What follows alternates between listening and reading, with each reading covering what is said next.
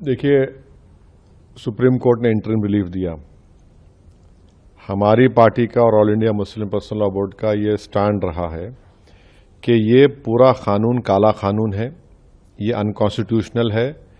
इसलिए अनकॉन्स्टिट्यूशनल है ये कि फंडामेंटल राइट्स को वायलेट करता है, चाहे आर्टिकल 14 हो, 15 हो, 25 और 26 और 29 हो। तो ये जो इंटरिम ऑर्डर है, इससे हटकर हम इसको कॉशियसली देखते हैं। क्यों देखते हैं? क्योंकि इसमें करीब 45-48 अमेंडमेंट्स हैं। एक अमेंडमेंट ऐसा है कि अभी जब हम बात कर रहे हैं, लिमिटेशन एक्ट अप्लाई हो रहा है, तो जितने लोग लैंड ग्रैबर्स हैं या एंक्रोचर्स हैं वो मालिक बन रहे हैं। और फिर वफ इवैक्यू प्रॉपर्टीज जो है वो खास तौर से देश में पूरी जगह पर और पंजाब हरियाणा में बहुत है, वो अब गवर्नमेंट कस्टोडियन में चले आएंगे, तो वक्फ बोर्ड से हम उसको लूज कर रहे हैं।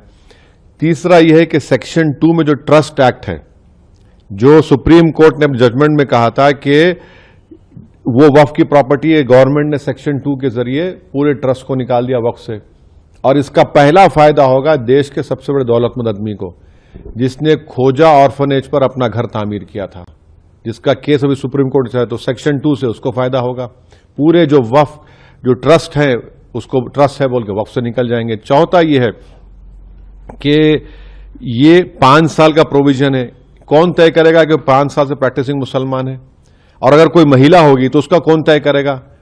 और जब वो 5 साल तक मुसलमान के वक्फ को नहीं दे सकेगी, दूसरे धर्म को दे सकेगी, तो ये तो नुकसानदेह है।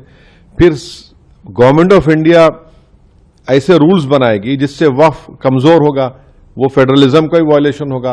कलेक्टर आज भी किसी मुतवल्ली को ऑर्डर दे सकता है कि भैया आप इस तरह का काम करो, जो उस मुतवल्ली और उसके वाकिफ के खिलाफ होगा। अगर नहीं सुनेगा तो जेल को जाएगा। तो इसमें ऐसे कई प्रोविजंस है, सेक्शंस हैं जो वक्फ बोर्ड को खत्म कर रहे हैं। तो एक लीगल बैटल तो हमारी कंटिन्यू रहेगी, हमारा प्रोटेस्ट भी कंटिन्यू रहेगा, क्योंकि सवाल सिर्फ पूरे लॉ के खिलाफ हम लोग हैं जो अनकॉन्स्टिट्यूशनल है, और ब्लैक लॉ है जो वक्फ को बचाने के लिए नहीं लाया गया है, जो वक्फ को लूटने के लिए, वक्फ को बर्बाद करने के लिए, छीनने के लिए लाया गया है। माननीय उच्चतम न्यायालय ने यह भी कहा कि ज्यादा पिटिशंस आई हैं उनको कहीं ना कहीं वो एक तरीके से दिखाई देती हैं, एक ही बात पिटिशन में आती है। तो कुछ पिटिशंस को सुनने की बात कही गई है। 5 ठीक है, सुप्रीम कोर्ट ने कहा है 5 पिटिशन सुनी जाएंगी, बहुत अच्छा है। हम तो यही चाहेंगे कि ऑनरेबल सुप्रीम कोर्ट इसको जल्द से जल्द सुने, क्योंकि इसमें ऐसे कई सेक्शंस हैं जिससे वक्फ को खत्म किया जा रहा है। और हम उम्मीद करते हैं कि सुप्रीम कोर्ट इस पर सुनवाई करेगा और एक कंटिन्यूस बेसिस पर फ्यूचर में सुनवाई होगी। सर, वक्फ कानून के लागू होने के बाद देखा कि देश के कई हिस्सों में हिंसक प्रदर्शन हुए। पश्चिम बंगाल से ज्यादातर तस्वीरें देखिए हिंसा जो हो रही है हम उसका कंडेम करते हैं, चाहे वो एक हिंदू धर्म के बाप बेटे का मॉब लिंचिंग हो या फिर एक मुसलमान की पुलिस फायरिंग में मौत हो। मगर सरकार ने यह कानून क्यों लाया? आपने इस तरह का कानून बनाकर भारत के सोशल फैब्रिक को वीक कर दिया। आपने इस तरह का कानून बनाकर भारत की जनता को पैगाम दिया कि हिंदू धर्म के एंडोमेंट बोर्ड, बौद्ध धर्म के, जैन धर्म के, सिखों के गुरुद्वारा प्रबंधक कमेटी के लिए एक कानून होगा और मुसलमानों के लिए अलग कानून होगा। ये आपने किया ना काम, सरकार ने किया काम कि आपने बताया, ये नफरत की मिसाल, आपने डिस्क्रिमिनेशन की मिसाल आपने कायम की है।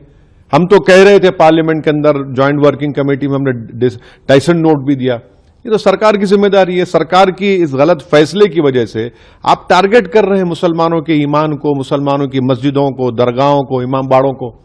और अब कैसे उम्मीद करेंगे कि कोई गयूर मुसलमान आपके सामने सर झुका देगा, आपके कानून को एक्सेप्ट कर लेगा, जो कॉन्स्टिट्यूशन के खिलाफ है, फ्रीडम ऑफ रिलीजन के खिलाफ है, आर्टिकल 26 का ग्रेव वायलेशन है। कल सीजे पर चिंता व्यक्त की थी जिस तरीके से हिंसा हो रही थी सर, और कहीं ना कहीं अब आगे किस राह पर देखिए हम वायलेंस के खिलाफ थे, हैं और रहेंगे, मगर प्रोटेस्ट हमारा अधिकार है। हम जनता के दरमियान में जाएंगे, अपनी बात को रखेंगे, प्रोटेस्ट होगा। All India Muslim personal law board ने जो प्रोटेस्ट का प्रोग्राम बनाया, हम उसकी सपोर्ट करते आए, सपोर्ट करेंगे, ह्यूमन चेन का उन्होंने ऐलान किया, एक डेट को ह्यूमन चेन होगी, एक तारीख के दिन कोई डेट अनाउंस होगा जिसमें 10 मिनट के लिए लाइट बंद होगी, महिलाओं का प्रोटेस्ट होगा।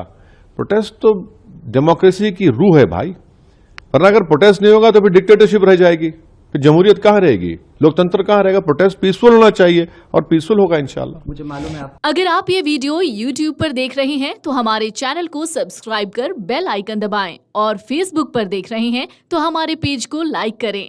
8 मिलियन प्लस सब्सक्राइबर, आपके इस भरोसे के लिए बहुत धन्यवाद।